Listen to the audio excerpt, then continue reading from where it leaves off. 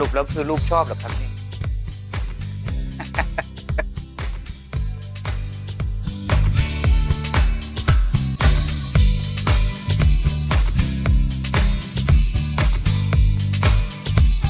เดี๋ยวนะ ผักติดฟันมั้ยวะ มีผักติดฟันไหมเนี่ย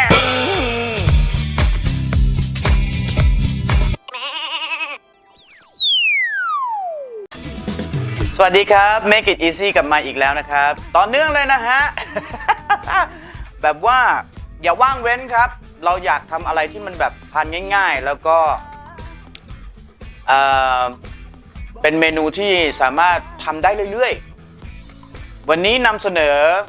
ส่วนผสมของน้องพรเป็นน้ำปลาร้าเพราะว่าเราจะทำยำนะครับทีนี้ยำที่เราปกติแล้วมันก็เป็นเรื่องง่ายๆยำทั่วไปแต่เพิ่งไปเห็นมาว่ามันมีการทำยำประเภทแบบผักที่เอามาเก็บเขาเรียกการถนอมอาหารโดยใช้ผักนะฮะที่เป็นผักเสี้ยนผักส้มผักกาดดองหรืออะไรที่ดองก็แล้วแต่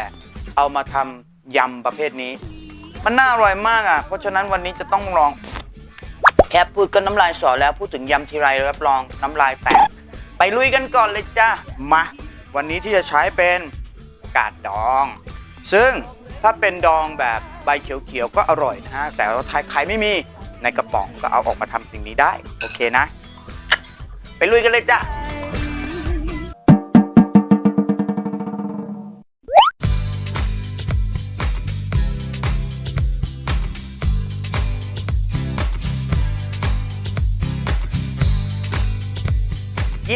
หั่นเสร็จสับเรียบร้อยแล้วครับทีนี้เราก็จะต้องมาดูว่าจริงการหั่นคืออย่าหั่นชิ้นใหญ่มากนะเพราะว่าถ้าชิ้นใหญ่มากเวลาเคี้ยวมันจะกึดๆเนาะอาจจะเสียวฟันได้หรือแก่ๆหน่อยอย่างสุกัญญานี่อาจจะฟันหักได้นะครับเอาแค่พอดีที่เราทำเหมือนกับเส้นเหมือนเราเวลาเราตำส้มตำฮะประมาณนั้นนะเส้นประมาณนี้นี่แบบนี้แล้วก็สิ่งสำคัญที่จะต้องคำนึงถึงนั่นคือความปลอดภัยเราไม่รู้ว่าอาหารที่เป็นผักดองผักเสี้ยนผักส้มผักนุ่นผักนี่ที่ดองมาเนี่ยเขาดองมาแบบไหนแล้วมีอะไรอยู่ในนั้นบ้างเราไม่ทราบครับแต่ว่าการดองอย่างที่เรารู้กันว่ามันเป็นการถนอมอาหารอย่างหนึ่งเนาะเอาไว้เก็บไว้กินในยามที่แบบน่าขาดแคลนนะครับแต่เราก็ต้องคำนึงถึงความปลอดภัยของเราด้วยดังนั้นทุกครั้งที่จะเอาไปใช้งานไม่ว่าจะเอามายำหรือเอามาต้มหรือเอามาอะไรก็แล้วแต่เอาไปต้มน้ำทิ้ง1น้ำเป็นอย่างน้อยนะครับอย่างน้อยนะแล้วก็ใช้เวลาในการต้มสักประมาณ10นาทีครับไปเอาไปต้มก่อนที่มาทำอย่างอื่น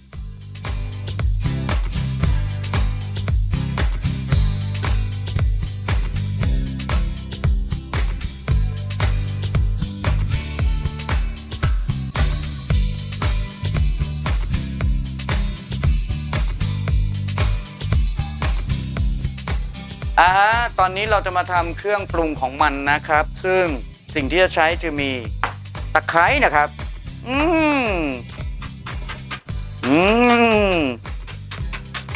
อย่าเขาตำกันนะแต่ว่าสุกัญญาไม่ตำนะครับเราปั่นจ้ะเป็นนักปั่นประจำชาติ อุ้ยเราก็จะเอาเครื่องปรุงเนี่ยฮะที่เป็นส่วนผสมของสมุนไพรทั้งหลายแหละใส่ลงไปนะเขาบอกว่าให้ใส่ข่าลงไปหน่อยนึงนะครับซึ่งข่าเราเนี่ยตามอายุเลยครับผมแก่มากตามอายุฉันเลยจ้าใส่ลงไปแบบนี้พริกแห้งใส่ลงไปเราชีโรยน้ำตาลนิดหน่อยครับตัดหวานแทนผงชูรสนะเพราะว่าสุกัญญาไม่กินผงชูรสดังนั้นใช้น้ำตาลแทนนะครับหลายบ้านที่เป็นทางฝั่งทางเหนือกับทางอีสานบางทีเขาก็ชอบแบบเนี่ยจะต้องมีเขาเรียกอะไรตัดนัวด้วยผงชูรสอะไรอย่างงี้แต่สุกัญญาไม่ชอบครับแพ้ใส่น้ำปลาร้าที่ต้มสุกแล้วและปลอดภัย1 ช้อนโต๊ะพอไหมจ๊ะไม่นะเพราะเราไม่ได้ใส่เกลือเราไม่ได้ใส่น้ำปลานี่เราก็จะเอาไปปั่นนะครับผมโอเคเตรียมไปปั่นจ้ะ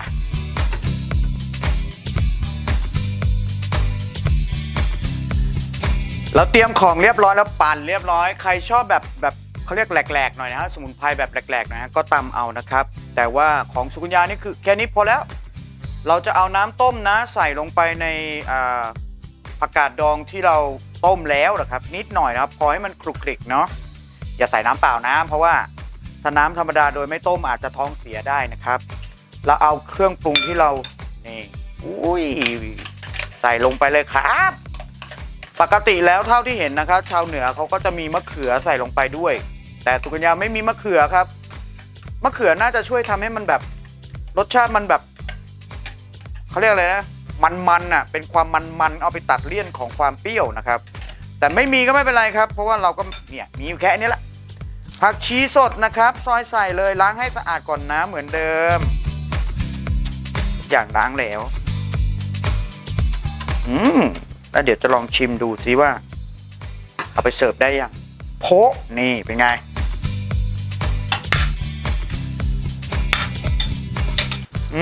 หอมปลาร้าครับ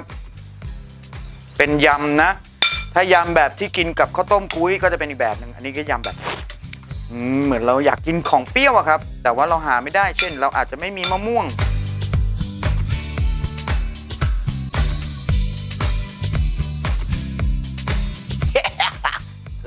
ลองสิคะ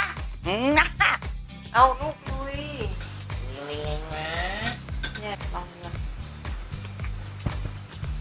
ผักกาดรสชาติแปลกๆทำไมผักกาดในบ้านเราเหมือนผักกาดดองจังก็มันเป็นผักกาดดองอร่อยนะอร่อยชัวร์ไม่วางช้อนเอาตัวเองเอาช้อนเลยแต่ว่าดีมากสำหรับคนที่แบบอยากลดไขมันนะเพราะว่ามันเป็นผักล้วนแล้วก็มีวิตามินซีผักกาดดองไม่เปรี้ยวเนาะใช่ไหมอร่อยรสชาติจัดจ้านกลมกล่อมนัว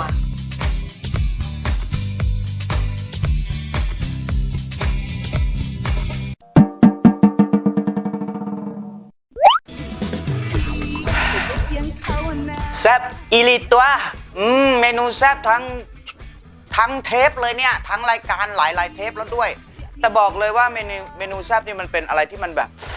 ถูกปากฮะใครที่กินได้น้อยก็ใส่พริกน้อยหน่อยนะครับสำหรับเรื่องของความเผ็ดเนาะแต่ว่าอย่างที่บอกนะฮะบ้านสุกัญญาไม่ค่อยนิยมผงชูรสแต่ถ้าใครอยากจะใส่ก็ใส่ได้นะครับแล้วก็บอกเลยว่าเมนูนี้คือเรามีเขาเรียกอะไรนะผักที่เราเก็บไว้นะครับเป็นระยะเวลานานๆได้โดยที่มันไม่เสียเนี่ยอยู่ในตู้เย็นเอาออกมาทำยามที่รู้สึกหิวมื้อเย็นนะครับทานสิ่งนี้เพื่อประทังหิวสำหรับคนลดความอ้วนแจ่มมากๆเลยจะบอกให้แล้วก็ปลอดภัยไว้ใจได้สำหรับนี่ของน้องพอร์ตมันอร่อยแท้เล่าลองทำดูนะแบบเพลินๆแล้วก็ชิวๆไม่ต้องกลัวอ้วนด้วยนะครับแทนที่เราจะเอา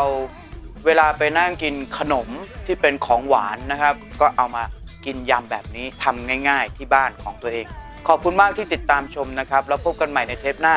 ยังไม่รู้ว่าจะทำอะไรแต่ว่ามันจะต้องง่ายแล้วก็อร่อยอย่างนี้แหละขอบคุณมากครับพระเจ้าอวยพรครับ